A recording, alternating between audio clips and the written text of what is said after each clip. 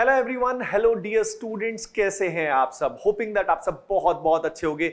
लेकिन मैं जानता हूं पेपर 2 में कई बच्चों की हालत खराब हो गई है। काफी सारे स्टूडेंट्स ये बोल रहे हैं कि paper 2 is around 1.5 times more than मतलब टफ देन पेपर 1। तो आपको क्या लगता है कमेंट सेक्शन में जरूर बता दीजिए, ताकि हमें एक आइडिया भी लग जाएगा कि जनरली स्टूडेंट्स को पेपर 2 कैसा लगा है। तो वही इस छोटे से वीडियो में आप सभी के लिए मैं कंसाइज एनालिसिस लेकर आया हूं।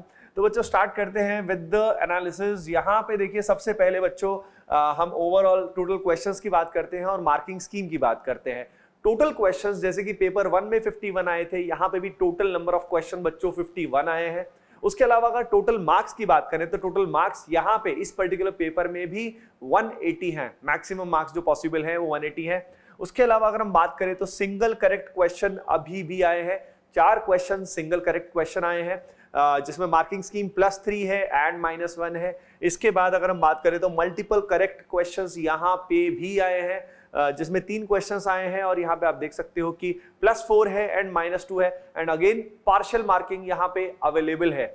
उसके बाद अगर हम बात करें तो यहाँ पे इंटीजर टाइप के क्वेश्चन भी आए हैं। 6 क्वेश्चंस आए हैं इंटीजर बेस्ड, जिसमें +4 है और अगर गलत हो भी गया तो भी 0 मार्क्स मिलेंगे आपको, नेगेटिव नहीं है। अब डिफरेंस जो आ रहा है वो वहां पे मैच द कॉलम थे और यहाँ पे अगर आप देखते हो बच्चों तो यहाँ पे हमारे पास पैराग्राफ है। पैराग्राफ में खास बात ये है कि वहां पे न्यूमेरिकल आपको आ रहे हैं। पैराग्राफ के अंदर 4 क्वेश्चंस हैं और न्यूमेरिकल में भी अप टू 2 डेसिमल तक आंसर आप उसमें दे सकते थे। तो यहाँ पे बच्चों +3 है और as these are numerical hence इसमें कोई नेगेटिव मार्किंग नहीं है, जो काफी लॉजिकल बात है। आइए इससे आगे चलते हैं, अब वेटेज की बात करते हैं।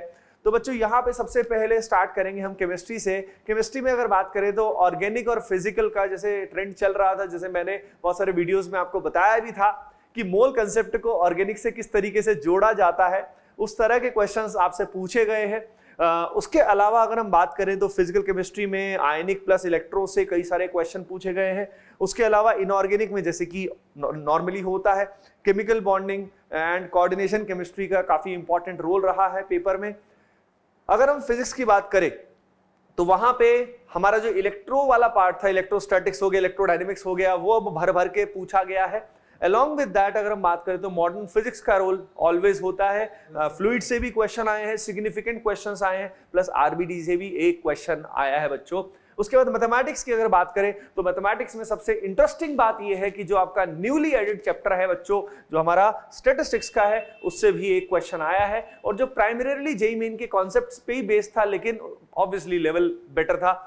मैट्रिक्स एंड डिटरमिनेंट से क्वेश्चन आए हैं। पीएनसी प्रोबेबिलिटी से बहुत सारे भर भर के क्वेश्चन आए हैं। ठीक है, फॉर्चुनेटली मुझे पेपर नहीं देना पड़ा तो बहुत अच्छी बात है। उसके बाद कैलकुलस की अगर बात करें, यहाँ पे स्पेलिंग गलत होगी, सॉरी फॉर दैट, लेकिन कैलकुलस से अगेन यहाँ पे क्वेश्चन कई सारे आए हैं। उसके अलावा वेक्टर एंड 3D से भी क्वेश्चन आए। वेक्टर 3D तो मतलब समझ जाओ, वेक्टर 3D डिटरमिनेंट मैट्रिसेस मतलब जेईई मेन हो गया, एडवांस हो गया, क्वेश्चन भर भर के आते हैं। सीक्वेंस एंड सीरीज ट्रिग्नोमेट्री से भी क्वेश्चंस आपको मैथमेटिक्स में मिले हैं।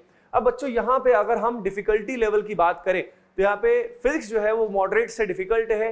केमिस्ट्री की अगर हम बात करें, यानी पिछले साल से कंपैरिजन हम कर रहे हैं, केमिस्ट्री की अगर बात करें तो पिछले साल जैसा मॉडरेट टू डिफिकल्ट बोल दीजिए हम सोच सकते हैं। मैथमेटिक्स का भाई लेवल जो है वो पिछली बार से भी बेहतर आया है। तो अमित सर यहाँ पे बहुत ही खुश हैं कि पेपर का लेवल और भी डिफिकल्ट आया है, क्योंकि उनको सॉल्व करने में और भी मजा आएगा। आप सबके लिए इंटरेस्टिंग क्वेश्चंस लेके आएंगे। सिमिलरली होपिंग दैट फिजिक्स और केमिस्ट्री में भी हमें कुछ चैलेंजिंग क्वेश्चन ऑब्वियसली जरूर मिलेंगे। तो कौन से टाइप के कॉन्सेप्ट आपको चैलेंजिंग लगे, कहीं आपको कोई आउट ऑफ सिलेबस तो नहीं लगा, कॉमेंट सेक्शन में आप बच्चों जरूर बताइएगा।